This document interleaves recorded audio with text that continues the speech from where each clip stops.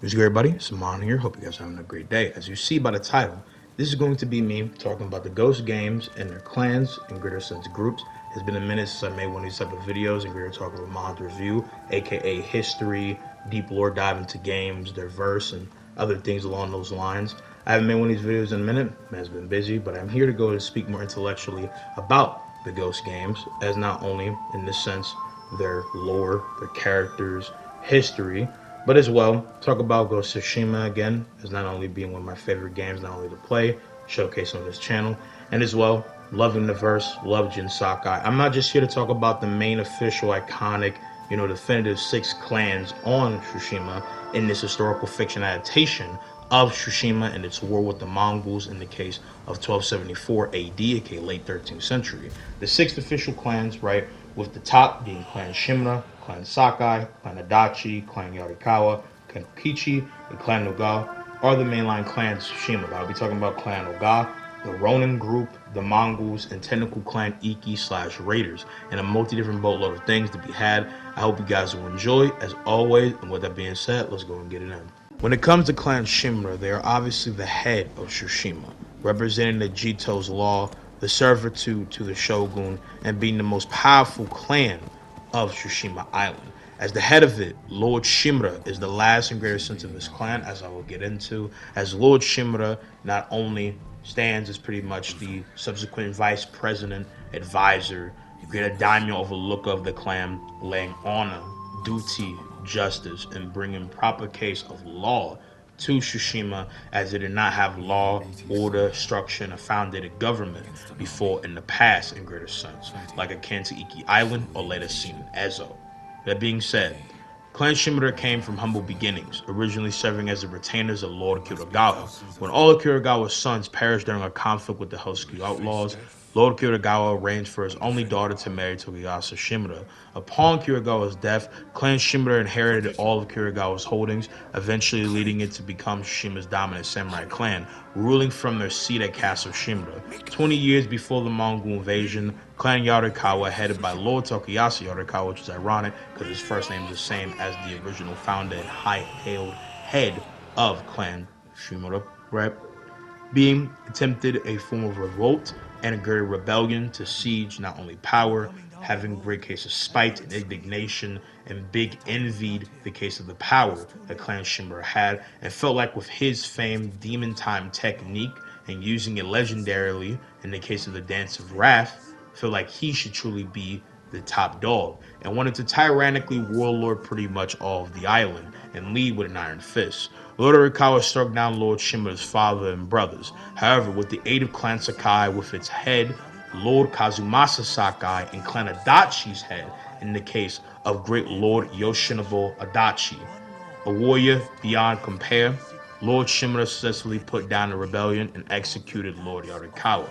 Clan Shimura would foster close ties with Clan Sakai through the marriage of Lord Shimura's sister, Shiako, or Lady Shiako Shimura, later Lady Shiako Sakai, to Lord Kazumasa Sakai, who had found case of love not only in the meeting between the clans and seeing her, but as a form of basically respect and reward for him being a whole different level of not only built different warrior, worthy in all different aspects of different respect, and hail as being a warrior of ridiculous means, as is multiple times stained that Kazumasa, not only in mythology, but in his heir and his greater holding, was a warrior basically as the right-hand man to Lord Shimura, and is truly greatest warrior and the, by all certification, devil of the clan Sakai. He was a butcher, he was a pillar of swordsmanship. And besides that, which results obviously in the birth of their son, Jin Sakai.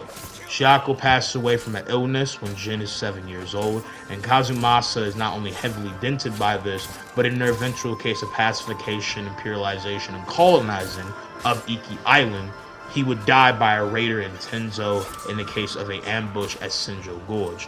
Now, how Shiako died is unknown. It's very much theorized upon by not only the case of the ghost community, but just thinking of all different type of things, that she could die from multiple different diseases that were coming about. She could have reasonably died from inhaling wolfsbane, a fever, something of that sort.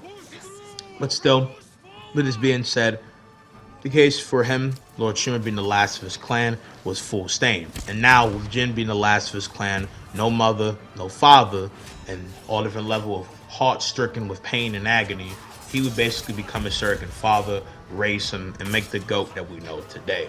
Now, I just want to say, for the record, with that theory of Wolfsbane, obviously you can smell Wolfsbane, but greater inhaling it to large amounts, trying to take it for different things, and or something with Yuriko or something of that sort. Could have been a thing. There's even some diabolical theory that Yuriko killed her because Yuriko had possibly some infatuation or love for this man. You know what I'm saying?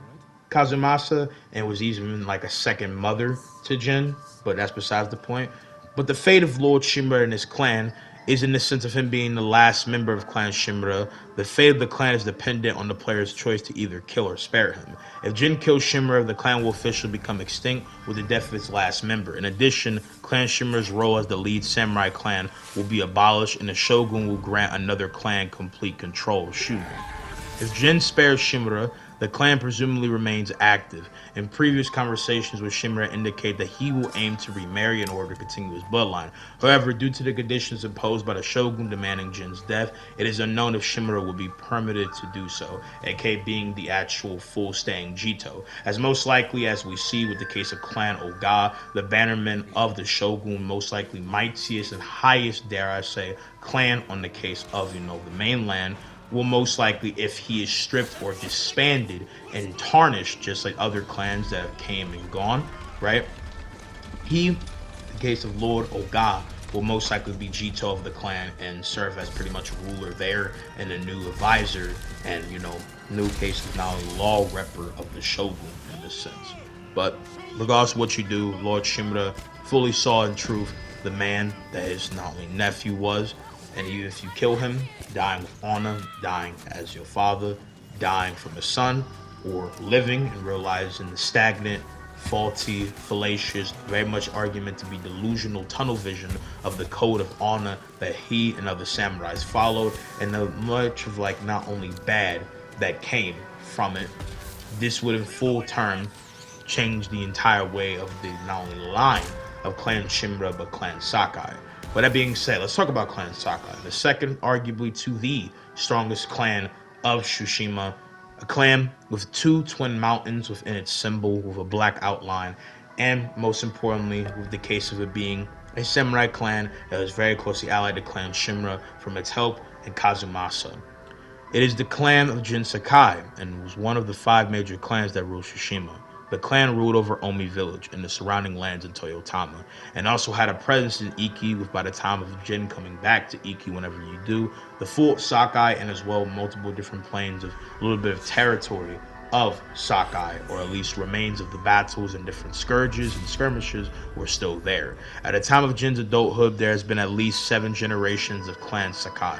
Jin's mother, Lady Shiako, died of an illness when he was young, like I said, while his father, Lord Kazumasa, was killed by a raider named Tenzo. Kazumasa, right, was again a revered warrior that only died by the hands of Tenzo through luck, breaking his ankle and having to tell behind his son while being overly paraded and bombarded by numerous odds that he could even quantify.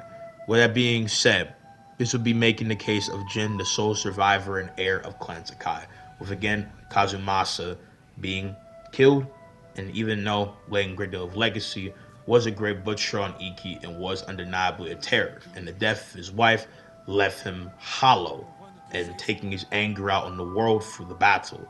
As he said, let the shimmers of the world dictate these things. As Kazumasa said in quotes, we are Clan Sakai, the lightning in the storm, the avalanche that topples a mountain. We are the storm of Tsushima, end quote, in Kazumasa's words. Besides Kazumasa, right, a lot of Kazumasas, Clan Sakai's emblem features twin mountains representing their strength and their foothold in Tsushima. At the center of a ring, and the symbolic backdrop color is black with a different taint of white. The clan is less prominent in the legends and records of Tsushima. Musician Yamamoto, a big, not only knowledge keeper of all different parts of Tsushima, however implies that the clan's contribution was vital in thwarting Clan Yorikawa's rebellion under Lord Yorikawa. At the time of Jin Sakai's adulthood, Clan Sakai seemed to have a very few living members due to many Sakai warriors falling in previous battles, such as the Yorikawa Rebellion and the invasion of Iki. The remainder were slaughtered at the Battle of Komodo Beach during the Mongols' invasion of Tsushima, and or more or less tied within the case of pretty much being retainers and wrapping more of the banner of Clan Shimura, as Jin being the youngest and being more or less just a child, a youth, he did not have any authority of their class of samurai. So they were more or less instructed to be warriors of his uncle, who was obviously the main predominant leading force on Tsushima.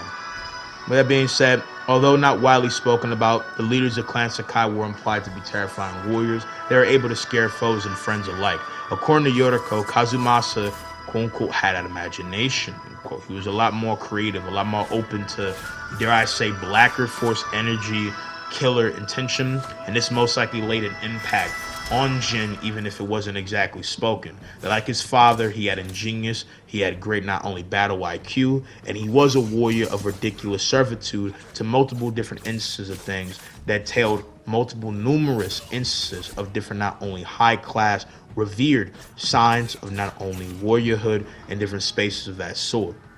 This being said, that was in opposition to the rigid code held by Lord Shimura.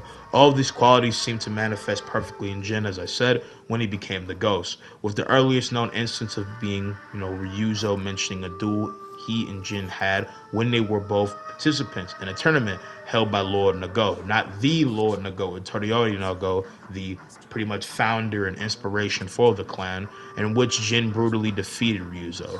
The Sakai katana is popular amongst the common folk of Tsushima and is coveted for its superb quality. The headband of Rebirth's description in New Game Plus states that the Sakai family legacy was marked by tragedy, but its warriors have always risen from the ashes to endure as heroes of Tsushima. This includes Kazumasa Sakai, the Butcher of Iki, and Jin Sakai, the Ghost of Tsushima. Clan Sakai was officially disbanded by the shogun after Koten Khan's death due to Jin's actions as the ghost, mainly his poisoning of the Mongols, who had held Hasso Shimura for a very long time within Act 2. As such, an act violates the samurai code of honor, an act of terror, and doing something that can be considered for the time in the eyes of the shogunate's law a form of war crime, that is being said. All lands, titles, and properties previously held by Clan Sakai were seized by the shogun and will be eventually granted to another samurai clan. If I had to guess, be it some members of Clan Oga or another clan to come, obviously in the wording. With Jin Sakai now a fugitive doomed to be hunted for the rest of his days. In the end, the legacy of Clan Sakai is officially extinct, with Jin Sakai passing away peacefully, and despite being forgotten after 300 years, Clan Sakai is still remembered as a former major clan of Tsushima, including Jin Sakai, who began the Age of Assassins by use of deception, fear, and poison. The title of the Ghost of Tsushima is officially a legend who is considered a not only great defender of Tsushima that strikes fear to the Mongol Empire. What Kazumasa's only left remaining legacy is his famed horned devil helmet of a clean, though different, black sage of death, tied as well with the fact that Jin's greater legacy as the ghost was making shinobis. He was the first shinobi, and it seems like maybe not a bunch, but more or less a little creed, a little assassinoons with it, was the lasting essence of legacy to be put into perspective in this sense.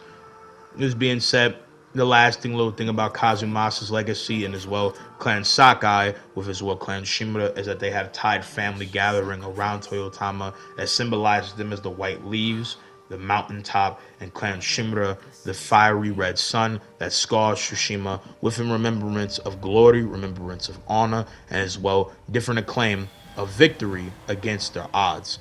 Even though Clan Sakai is gone, its legacy is never forgotten. When it comes down for the case of the next clan in question, is at a time to be considered mixed bag the third to the fourth strongest clan apparently perceived it, and this is Clan Yarikawa. Clan Yarikawa is disbanded by the case of the act of not only rebellion and treachery to the case of this man, Lord Shimura, and all of Clan Shimura's power. It is disbanded samurai clan by his order and possibly greater order by the shogun. When it comes down to the case of them losing the Yorikawa rebellion, Clan Yorikawa lost their status as a samurai clan and became outcasts. Despite losing their titles, its members retained rule over Yorikawa's stronghold in Yorikawa Prefecture, unbeknownst to the case of Shimura, as the entire prefecture in place is pretty much the ultimate most disgraced, looked down upon, unreally of relevance landscape, and if anything, in the last son in Ujimasa Yorikawa ran things unknowingly and didn't actually have any greater stake of power. The clan was renowned for its skill in sword fighting, and every generation, the Lord of Yarikawa was taught their family secret, the quote unquote Dance of Wrath, a technique like no other that made him a splitting edge sage, like I said before, of wrath, but most importantly, a wraith. And this technique would be taught to possibly his theorized daughter or someone that was an onlooker of his technique in the spirit of Yarikawa, and will be later given to Jin and greater down the line given to Atsu. Clan Yarikawa had comprised a significant portion of Shima's collective samurai forces prior to the rebellion.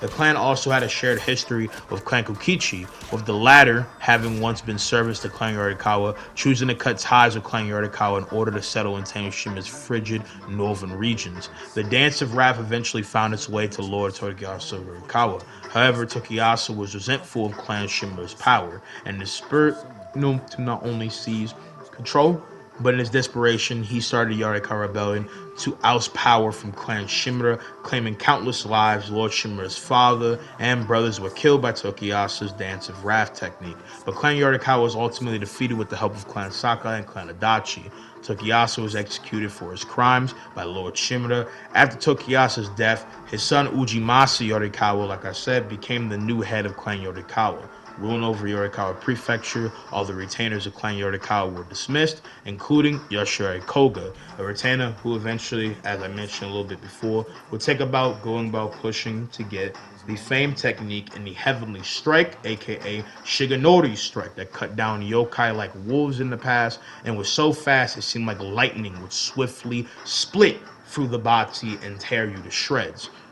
Known as the Butcher of the Rebellion, who left Tsushima for 15 years, coming back in mixed theory from Ezo.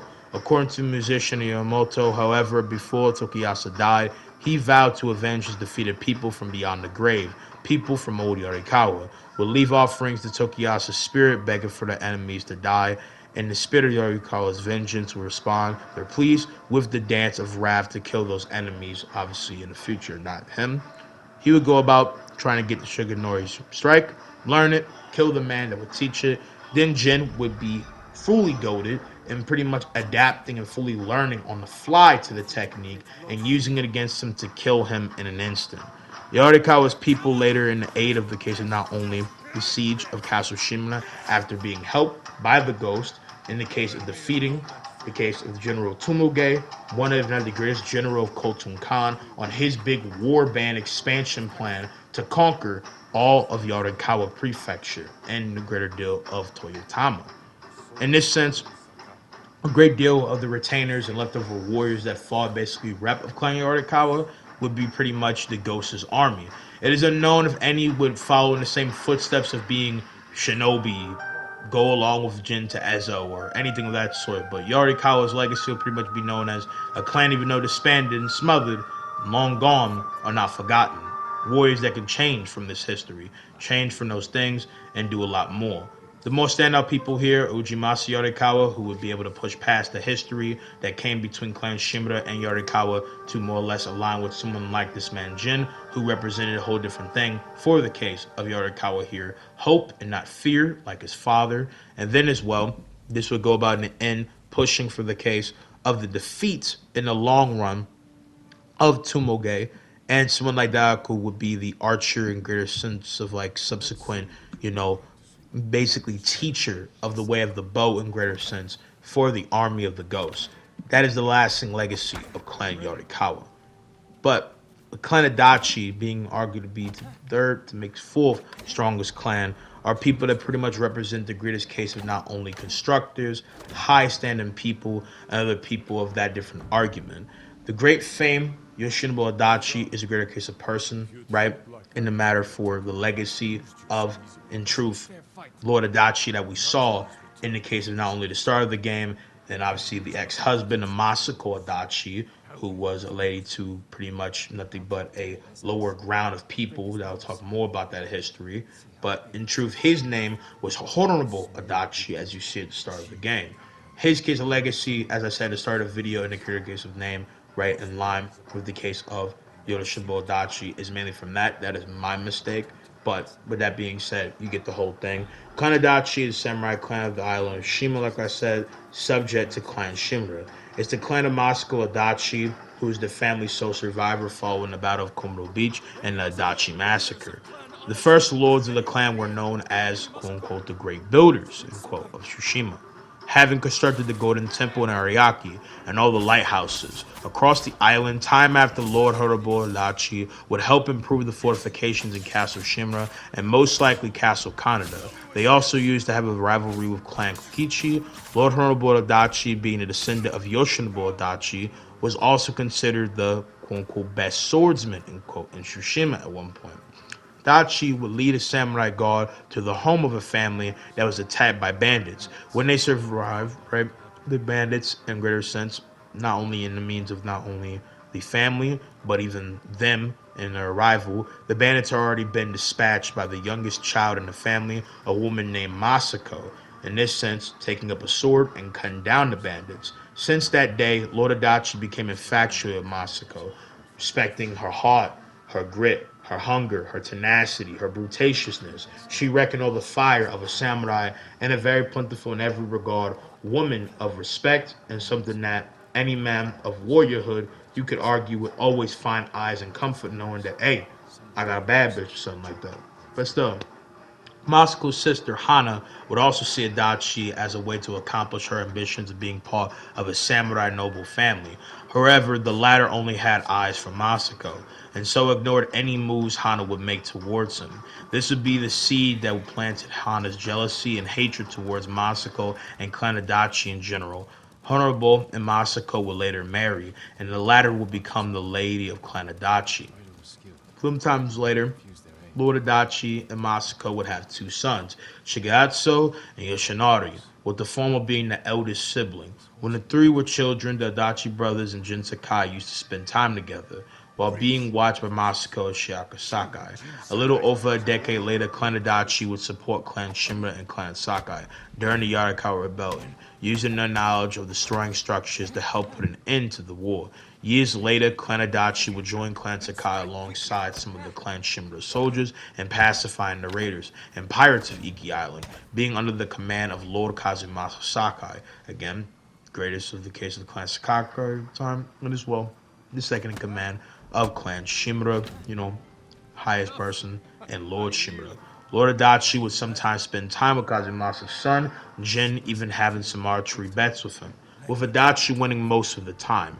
When Kazumasa was killed in Senjo Gorge, leaving obviously Jin again to be the last of his clan, and the invasion of Iki was lost, Lord Adachi took care of taking Jin, the rest of the warriors, of course, my fucking doorbell, moving forward, Kazumasa's body back to Shima. Lord Adachi and Masako would later console Jin during his father's funeral, even offering their help when he needed it. As someone like Lady Masako knew Shako Sakai and proclaimed to know the greater case of fate of the person that killed this man Kazumasa, but you could either say it's just her lying and falsely speaking about possibly the moves of this man Shimura, as no one did anything to the greater deal of the raiders that won in the battle against the case of the samurai on Iki, as they had to flee from the numbers pretty much being entirely desecrated and fodderized, right? With them underestimating the will and heavy, ruthlessness that the Raiders would pull to beat them in the end.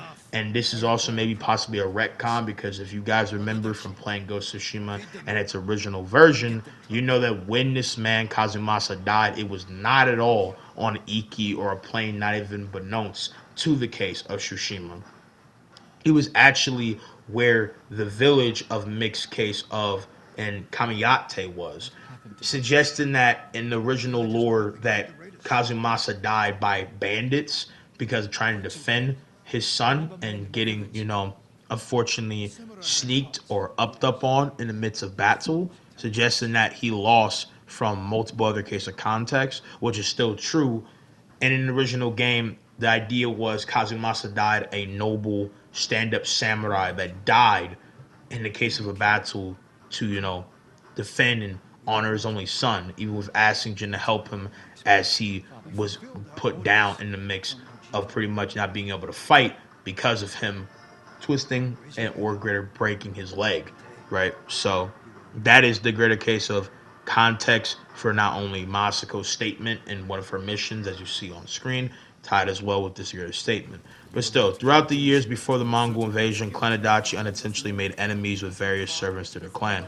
Sato, former headman of Kuta Farmstead, who used to supply the clan with food, at some point, Sato intentionally withheld rice for himself to turn a profit, causing protests by the local peasants. He would hire bandits in secret to massacre the protesters. When Moscow found out, she had him removed as headman. AmonRa, a former weapons supplier, who one day decided to cheat Clan Adachi out of the supplies and blame Yoshinari Adachi for not paying him enough. He was cut off from doing more dealings with the clan AmonRa, and his family would end up in the streets and he would become a heavy alcoholic. He would later die and be buried outside of a Mugi Cove.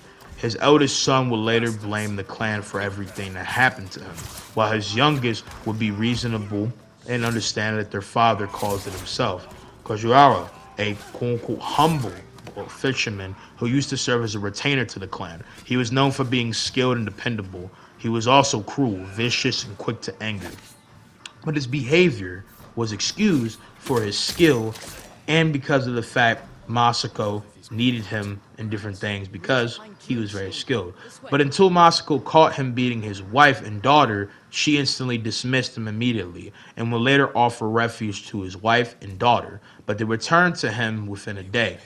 Mai, a former servant of the clan. She once was a close and dear friend of Masako. Masako and she fell in love and began a romantic affair, with Masako gifting her a hair comb with white pearls. However, she was also a thief and was caught stealing by Lord Adachi. He wanted her flogged, but Masako instead convinced him to only dismiss her. Mai sees as Masako abandoning her and resents her for it. This is also maybe a greater sense of thing for not as well, being a heavy pressure burden for her to, even though she did love her husband in her own words, to also have a mixed bisexual kind of love triangle between mix of her, Mai, and her husband. Someone like this man, Dachi, knew about the love that she had for this woman, and presumably mixed in the times because how Asia, multiple different cultures, even just specifically Japan, viewed homosexuality, LGBTQ, and things like that. Didn't have a problem with that. It was more of the disloyalty, and even an argument for maybe at the time a man seeing a relationship a woman had with a woman, not the same level of heavy treachery with a man. So he did this as a combination of not only her fucking around and disrespecting the rep of the clan, but as well touching up on his wife when that is his lady of his clan, his wife, the mother of his children. So that's another thing to take in consideration as well. Eventually, Shigeatsu and Yoshinari would marry two women and have several children with them. Their wives would later learn to fight using a naginata, a prone weapon for different women, not only that would later go about the means of becoming samurai, defending their homes while they're not only husbands and or whatever greater case, not only male warriors and people that rep their clan were all fighting. And it was a prone weapon not only because of its range, the different dynamics see, and how much of different skilled efficiency it was.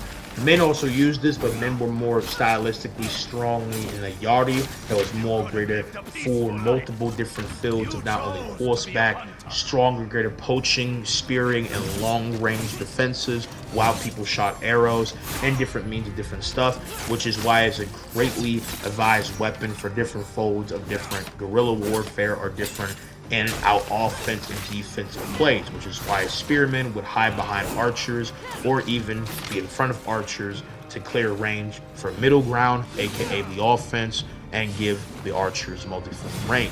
With that being said, to continue onwards, Masako used to compose music with her grandchildren for the changing of the seasons. During the Battle of Komodo Beach, Uradachi and his two sons supported Lord Shimura during the beginning of the Mongol invasion of Tsushima.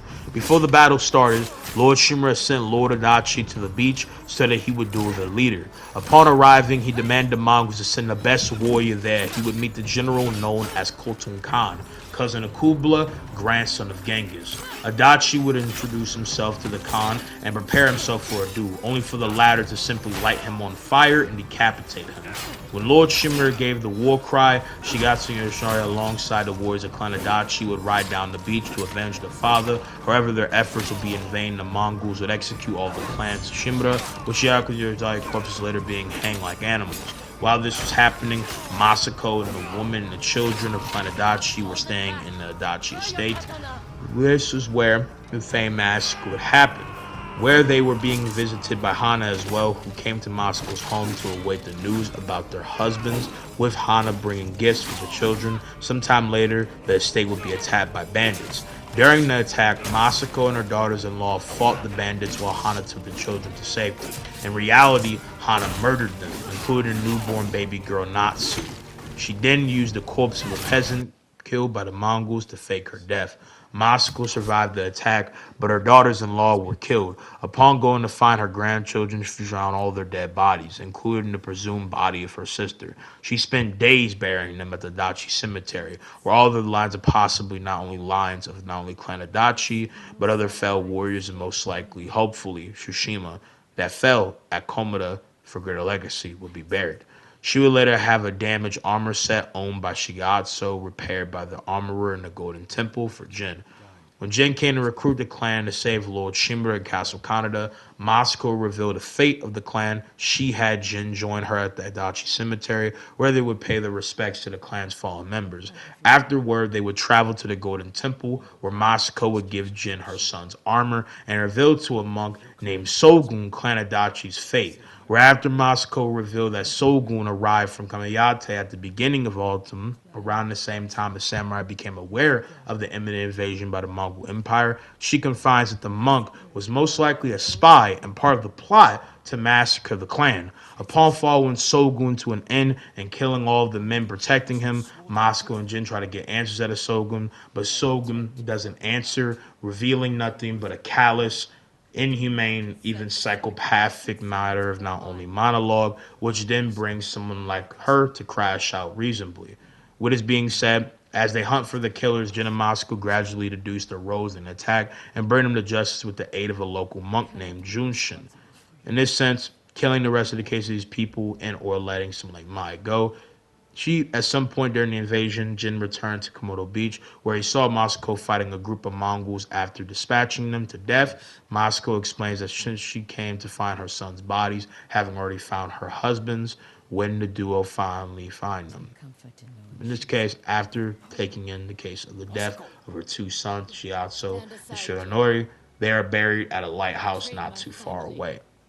Upon the case of saving him from the Mongols in greater sense, right? From the case of Masako tried to kill Jutsun with her bow and arrow, but he escaped. Thanks to Jin, Masako would then duel her last remaining friend in a fit of rage, all off the back believing him to be a murderer, when in truth, Junshin had contact with him and she instantly stamped him as being a murderer, not actually willing to understand the greater context and the greater actually story to embark in. After finding Junshin, he reveals that Lady Hana was the conspirator, describing her golden sash and her small, much to Masako's shock after taking in the situation. Masako tells Jin to meet her in Kamiyate. She later participates in the attack on Castle Shimura and later consoles the young Shimura, more or less in the sense of different people that are part of the case of the clan, not actually young Shimura himself, because it would make sense, but in the sense of more or less taking in young samurai, young Shimura clan members in their case of fights and their efforts after a great boatload of them dying on the bridge between Castle Shimura's core estates and the case of the greater sanctuary and camp that is in line with the rest of it. She goes about after that paying about in means of revenge, going to Fort Kamiyate, right, or Kamiyaki. Some days after, Yuna joins them in the case of Omi Village, and they, along with Jin, some hunters and warriors of Yodokawa, open the path in Fort Kamiyake. After that, Masako prays for her ancestors to forgive her for what she's about to do, and reveals to Jin where Hana is hiding, Fort Kikuchi, While they ride to the fort, Moscow explains to Jin how she arranged the marriage between Hana and a man named Akira, a widower and retainer of Clan Okichi, who acted with kindness and respect to help Hana move past her feelings towards Honorable. Upon arriving, they encounter several samurai slash ronin working for Hana who engage her and Jin in combat. After killing the main force, they find a peasant who tells them where Hana is and goes to warn her about them. When they see Hana, she confirms that she used a peasant's body to fake her death, as I explained before, and also expresses no regret in killing Moscow's daughters in law and grandchildren before sending her remaining warriors. Jin takes care of them while Masako goes after her sister. Once they are dead, he runs to the main keep and sees Masako has cornered Hana. She blames Masako for having her move to Kamiyate with Akeda, who in reality was a drunk and abusive husband, and for stealing the life she quote unquote deserved, unquote. Upon requesting Masako to kill her, she instead gives her tanto to Hana to commit seppuku, aka death through dishonor and absolute desecration of one's not only means of pride and battle and a form of sacrifice of one's own life to not give the person who tries to kill them the satisfaction. In truth, just committing a different, more, you can maybe say, lasting grace of prideful admiration of suicide. Before dying, Hana would tell her that now she has nothing. Hours later, during Hana's pyre, Moscow would tell Jin now she never grieved her family. And sense of that, and how she tried to think of treasured memories, only to be replaced by Hana's resentment. Jin would try to console her by saying that now she has avenged them, she can find peace. Moscow replies saying her recent path doesn't lead to peace and that she would need to leave Tsushima, but not before telling Jin that she would be there when he needed her. Moscow later participated in an assault on Port Uzumi in the final battle, willing to go about getting a sense of sort of revenge for her husband, and maybe in this fight giving some hope to Tsushima, even if the path that she is on and the path in comparison Jin is on is way different than what they both started on. Jin killed Khotun Khan, ultimately avenging the deaths of Lord Adachi and his two sons. Path for someone like not only Moscow Adachi is a path of great vengeance, and that is the lasting bit, as she is now the last of her clan, desecrated, down bad, every other thing. And everything that Greta talked about, and most precisely, most, detailed and concise as a brother, most precise to do, basically explains the pretty much path of someone stained by trauma, all different essence of unfortunate agony and tragedy like no other. Her anguish, the overpour into insanity, and other foreshowing of pretty much a woman whose livelihood was, at one point, the most beautiful it could be, was stripped away by the jealousy, envy, and absolute demonicness of another. I really do hope, in the end, like any other person who played these games, that hopefully Moscow, wherever she went, found a little collection of peace, and maybe in the end could end off life knowing that in her vengeance she did kill traitors, she did wipe a plague of disgusting and deplorable acts off the face of Tsushima, but as well honored Kanadachi and still being able to live knowing that in the end her ancestry, her husband, and her children, and even her own granddaughter had some value in a greater sense of knowing that the grandmother, the mother, the husband, whatever, could have some foundation of grander legacy in the end, knowing that Clan Adachi went out with the sword and not in despair. And to go, the clan, inhabited by Shinobu Ishikawa, aka one of the famed cases now only to the greatest archer on the island, and a man that reckons even the skill of the famed Toriori no Go, who was the head of obviously this clan. Clan Nago was a samurai clan, obviously Shima, subject to Clan Shimura. The clan was known for its skilled archers and was ruled by Lord Nago, descended of Toriori Nago. Most of the clan was destroyed in the Battle of Komodo Beach. Clan Nago was first Shima's great families to settle on Tsushima and attempt to bring order to the island. However, eternal strife with the clan ruined their efforts to fully consolidate their power. Despite this, Clan Nago established themselves well enough to retain their status as a major clan of Tsushima. The clan is known for its formidable archers, with the most famous being the legendary Toganori Nago. According to the musician Yamamoto, Hachiman Nakami of War was so impressed by Toganori's talent for archery that he gifted him his armor. And even as well, in the case of not only Hachiman, also gave a mixed take of either Curse and as well saw same level of high esteem accolade in Uchinin's longbow skills. But moving on, Due Ishikawa himself believes he is nowhere near Toriori's level, according to Jin Sakai. Ishikawa once shot a pirate captain from shore and routed the whole pirate fleet. He once taught in his way of the bow to Horonori Nago. However, disaster struck when Horonori used his skill for malice, starting a rebellion to take control of Clan Nago. The rebellion failed and Horonori was slain, but not before he slaughtered a number of their finest warriors.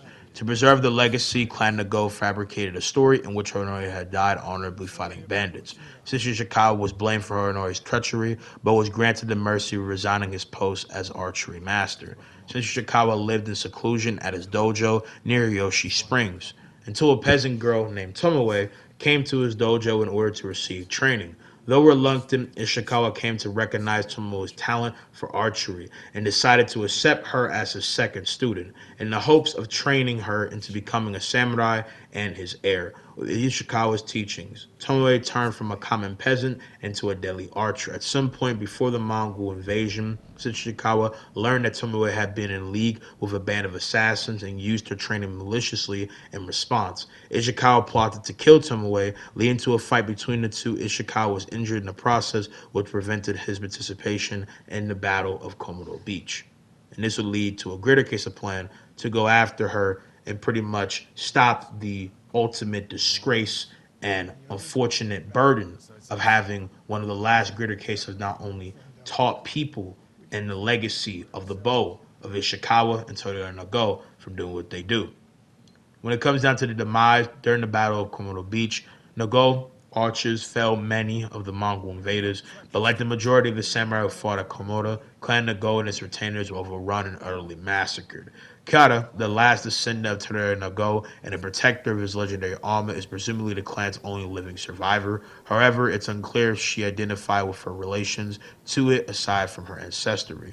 When it comes down to all the case of the legacy that later be laid in the case of Clan Nago, the greatest former archer to ever be in teaching by someone like Ishikawa and Jin Sakai let on a great little legacy with this bow and rep not only Toru Nago, but Ishikawa into his untimely whatever it takes death.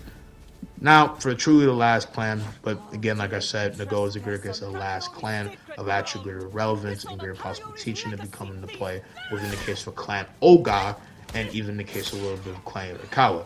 Kegukichi was one of the dominant samurai clans of Tsushima and Clan Adachi's rivals. The clan was destroyed during the Battle of Komodo Beach. Presumably having once been subject to Clan Yorikawa, the Kokichi family sought to break ties with them to go about making their better ambitious task of taking some greater territory and Kamiyata and venturing into the frozen lands. To the north of Tsushima, aiming to tame the region and Aku out of a new life for themselves. The plan worked spectacularly when the Kokichi built the island's largest trading port, and Kokichi became one of Tsushima's 5 major clans. Multiple times in the case of not only the game, you see little bits and remnants of Clan Kokichi and what they are. They seem as one of the most lesser clans, not really having any defined warriors, but the little warriors that we see are part of a traitorous, not only ploy, in the case of Lady Hana, when it comes down to the fort, and the end-all mission of, obviously, getting vengeance for someone like this woman, Lady Moscow, as I talked about before. Not much is greater grand scope known about them, but it seems to be in all truth that Kokichi was a clan of very much ambiguous, traitorous, deceitful, false tale, and nothing more greater stand out. But that is it for them. The other clan is Clan Oga. It is a samurai clan of the mainland, led by Lord Samarumi Oga. The clan's warriors were sent to Tsushima as reinforcements by the shogun to help fight the invaders from the Mongol Empire. The clan later occupied Castle Shimura in preparation to defeat the Mongol fleet in the Kamiyata region of Tsushima.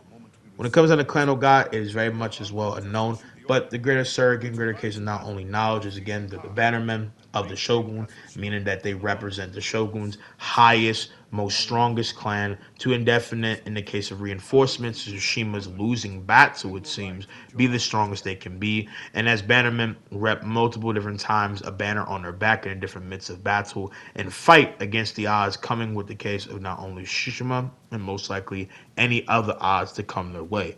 And again, are considered in the sense of being bannermen, most likely the strongest, and by Tsuchikawa to be an elite fighting force. But time for the Mongol Empire, aka the invasion on Tsushima. Now, I'm obviously not going to give you a whole history lesson on the Mongol Empire. We'll be here forever. But surrogately, the Mongol invasion is set up by one of the grandchildren and great legacy holders of Genghis Khan, one of, if not the greatest conqueror of all time. Genghis Khan's great grandson, right, of whatever form of different legacy, and Khotun Khan is the cousin of Kubla, who is another grandson of this man, Khotun. You know, having means of not only proving the means of not only his legacy being his own and proving to be a warrior of great regard, would go about not only trying to live up to the legacy of his grandfather, akin to his cousin, who is again another case a grandson of this man, Genghis Khan, would go about the means of setting an expedition trip site for the case of Japan and not only repping his great Khan cousin in a means of glory, but in servitude to the greater Mongol Empire in the sense of even China, as Kublai Khan again was the emperor of China at this time, go about taking a great deal of territory in the name of the Mongol Empire and their subsequent fame expansion plan of the Great Peace. The Mongol Empire is obviously the main antagonistic force in the game, established by Genghis Khan. It grew to become the largest contiguous empire in history by the year of 1274. The empire, then ruled by Genghis Khan's grandson Kublai, ruled over much of Eurasia, seeking to conquer Japan, as I said, and sent an army of multi-hundred thousands to even thousands, right, and greater things, going beyond that, right? In this sense, with all the case of their men in this great wide expansion, going to Tsushima as a form of pit stop and means of planned corporation. As like I said, this most likely of great hundreds of thousands to greater over thousands, right? Basically conquering all of the case of Japan, went to the case of Tsushima to invest in great knowledge, to take great territory, to set footholds, to replenish, pit stop, eat, recuperate, take whatever, pillage, rape, slaughter, whatever be done, running for the people of Japan at a lower end instead of fighting the ultimate, most likely vital force that will be in the case for Japan, and setting a stop on Tsushima may be in greater means of tactical planning, as Khotun has always profusely and persistently showcased, to more or less gain greater knowledge than he could, and instead of facing the full force, let me break down on the backbone of Japan. And when I fully go about my full means of expand and push to plunge upon the people of Japan in greater form, I have all my greater knowledge. As Khotun learned, he read about the honor, he knows about the way they fight, he plans, he broke down the entire way of how the people of Japan will fight with their armies, to surgically break them down. He adapts, and like the ghost, he's ruthless, he's efficient, he's an ingenious, he's a practitioner, tenured fighter, a master of the Guandao, and is a legendary fighter.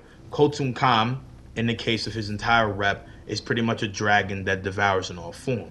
He would be eventually slain after multiple fell means of conquer, outposts being taken, his generals dying by Jin, and not expecting the Jin Sakai that fame failed at the case of Komodo Beach, right?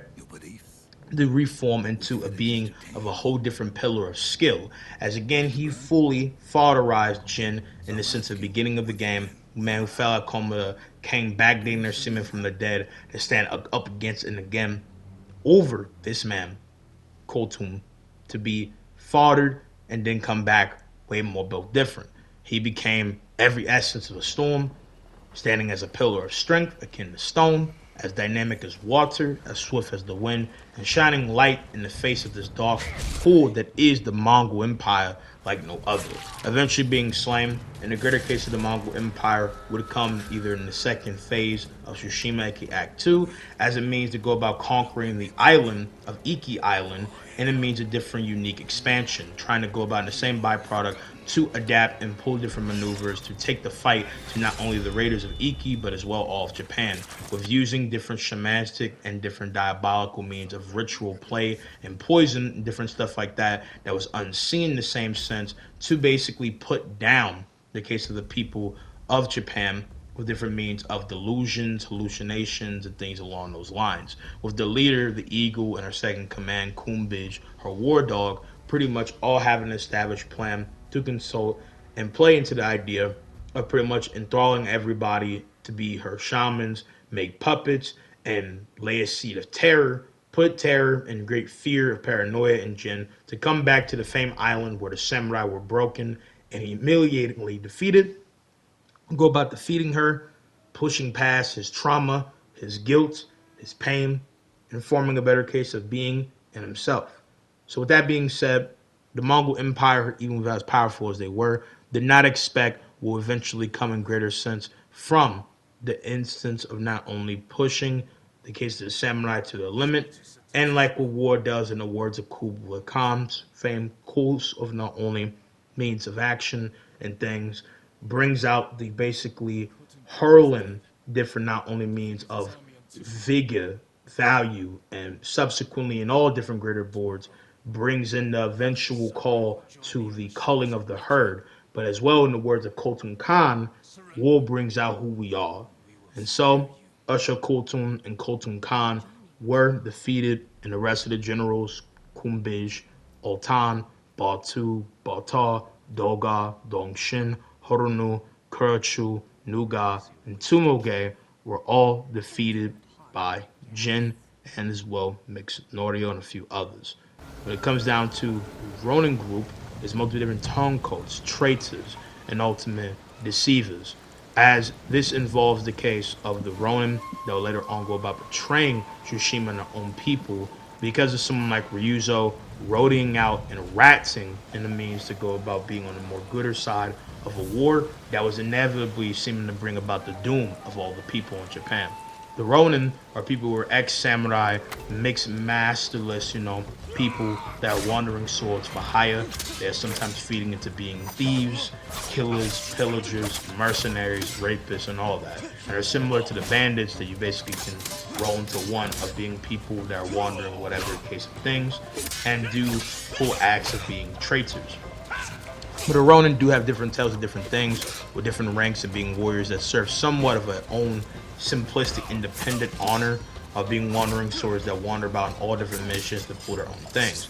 The most standout of them is family Ryuzo, ex-friend of Jin, Kojiro, the greatest swordsman of them, and a being of wrathful beyond comprehension, demon time essence of swordsmanship, and basically was like the Takizodian rival of Tsushima.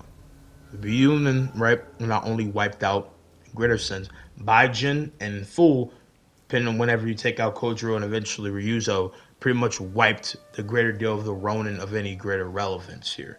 And that is it for all people, all groups, and all clans of mainline all around talk of Shima, except for obviously the Raiders of Iki. Not gonna forget about it, nigga, not bounce. The fact is that the Raiders akin to like the case of the Ronin and the bandits, you could consider to be pretty much as well pillagers, innocents, all that stuff. But the Raiders are more or less pirates with different distinctual, open-ended values for being what they are. The Raiders of Iki are the only resemblance to order on the lawless Iki Island. The samurai, under the leadership of Lord Kazumasa Sakai, invade Iki in order to bring the island to heel. The fighting is brutal, and Raider sympathizers are murdered by the samurai forces by orders of Lord Sakai, pulling more means of cathartic, callous, and very much in every aspect to reasonably constitute excessive acts to go about pretty much benching the necks of the people of Iki Island. Kazumasa is led into a trap and is killed in front of his son Jin by Tenzo, saying that iconic line, "May your death benefit all beings." The samurai forces depart Tsushima shortly afterward. When the Mongol Empire's different cases not only banned, led in a greater form of resources in case of not only different split off ties to take all different greater known territory of Japan that could be useful not only on the island of Tsushima, throughout Ishihara, Toyotama, and Kamiyate, and all the way to Port Izumi, and greater plan to expand the reaches to the mainland. This man, Khotun Khan, by his own words, or even Greater Kuba Khan, had a plan B for the case of someone like the Eagle to take over Iki Island when they went about the case of invading the Raiders of Iki as a surrogate sense of clan, with their leader Fune and second command Tenzo fighting against the poison at different odds. The Raiders aligned with a person that pretty much was not only a symbol to everything that they hate and despise, but as well a man that was the son of the butcher of Iki to defeat the case of the eagle and see not only that he, Jin Sakai, is better than his father, better than what came before, and is a man of true honor and respect. And as the ghost Tsushima, or a samurai moving away from the samurai's rigid stained honor code, is a man beyond all different gruesome of what again different argument you could argue the samurai are known prolifically for. So in the end, that is the end for pretty much all the case of the history and all the Erika's thing being more small and minor things. I love talking about all this. It's gonna be a lot to go and edit. I hope you guys have enjoyed. I appreciate y'all for watching. If you're new, please leave a like, share, subscribe, comment. I love y'all. I appreciate y'all. I really appreciate all not only the weights, love, and care. We're almost at 200 subscribers. Hopefully we'll get there by this point. I have some different things in mind, different case series in mind, different things to pop back into, be it a different conversation or greater interest, and I'm hoping that in all that you guys prepare for that. Again, I love y'all. I appreciate y'all for watching. Again, if you're new here, please like, share, subscribe, comment, whatever the case may be. Hit the bell icon so you're notified every time I make a video. I love y'all. I'm gonna see you guys in the next one. Peace out, mom.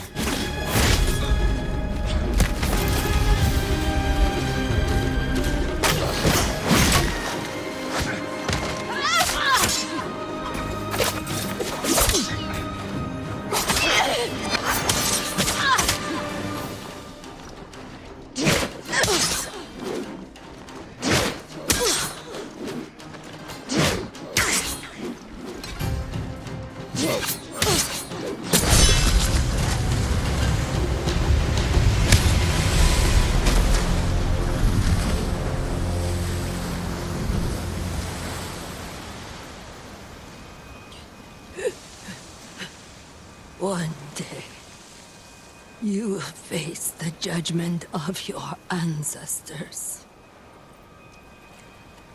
One day.